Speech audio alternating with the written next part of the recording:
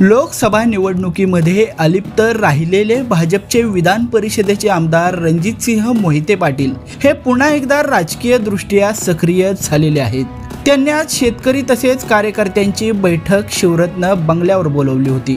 लोकसभा निवडणुकीच्या दरम्यान देवेंद्र फडणवीस हे अकलूजमध्ये आलेले असतानाच त्यांच्या स्वागतासाठी आमदार रणजितसिंह मोहिते पाटील हे गेले असतानाच त्यांचा पुष्पगुच्छ देवेंद्र फडणवीसांनी स्वीकारलेला नव्हता।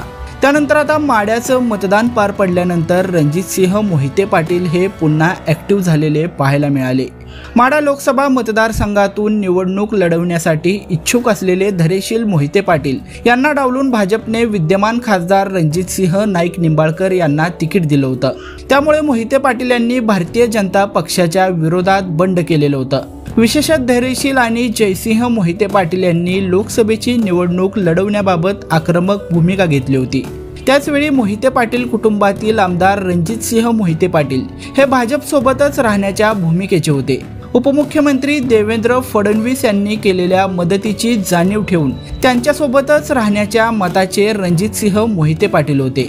मात्र निवडणूक होईपर्यंत तुम्ही घरी येऊ नका असं जयसिंह मोहिते पाटील यांनी त्यांना सांगितलेलं होतं। तसेच भाजपचे विद्यमान आमदार असल्यामुळे ते निवडणुकीपासून लांबच होते।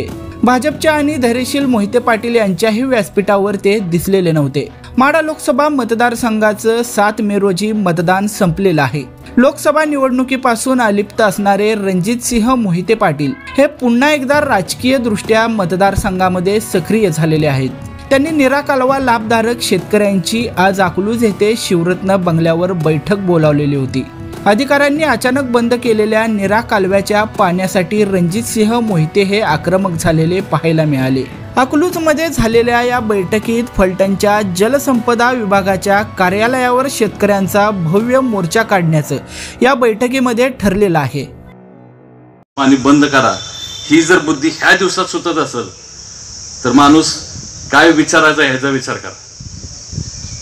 आणि त्यामुळे एवढ्या मोठ्या संख्येने गेलं पाहिजे। सगळे ते प्रयत्न होणार आहेत, एवढ्या मोठ्या संख्येने आपण तिथं असलो पाहिजे कार्यालयावरती, फलटणच्या कार्यालयावरती। आणि धर्मपुरीला सकाळी 10 वाजता दादा तिथं 15 मिनिट वाट बघतील आणि जे उपस्थित असतील 10 वाजता धर्मपुरीला तिथून दादा फलटणला जातील। आणि त्याच्यात दादा म्हणजे दादांचं नाव घेतोय मी आहेच। त्यामुळे आपण संभाजीराजेंनी भाषण केलं पण तरी माझी विनंती आहे की लोकशाही पद्धतीने करू, पण संख्या मला पाहिजे आणि आपण संख्येनं जायचे। हा प्रश्न एकट्याचा कोणाचा नाही आणि हा प्रश्न फलटण तालुक्याच्या विरोधात सुद्धा नाही। कृपया कोणी गैरसमज करून घेऊ नये की आपण फलटण तालुक्याच्या विरोधात सुद्धा जात नाही, कुठल्याही तालुक्याच्या विरोधात जात नाही, कुठल्याही। हे आज बोललेलो हे मरेपर्यंत माझं वाक्य आहे की कुठल्या तालुक्याच्या विरोधात नाही आपण। त्यामुळे कधीही कसल्याही निवडणूक येऊ द्या हे कायम लक्षात ठेवा की रणजितसिंह मोहिते आणि मोहिते पाटील कुटुंब तालुक्याच्या विरोधात नाही, कुठल्या शेतकऱ्याच्या आयुष्य होऊच शकत नाही, कुठल्या तालुक्याच्या विरोधात सुद्धा नाही।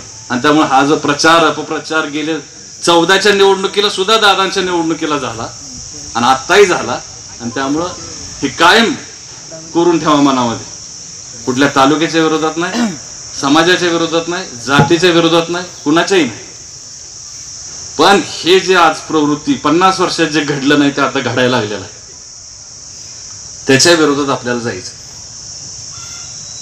आणि ती भूमिका आपल्याला तिथं फलटणला सोमवारी 13 तारखेला 10 वाजता दादा धर्मपुरीपासून निघतील।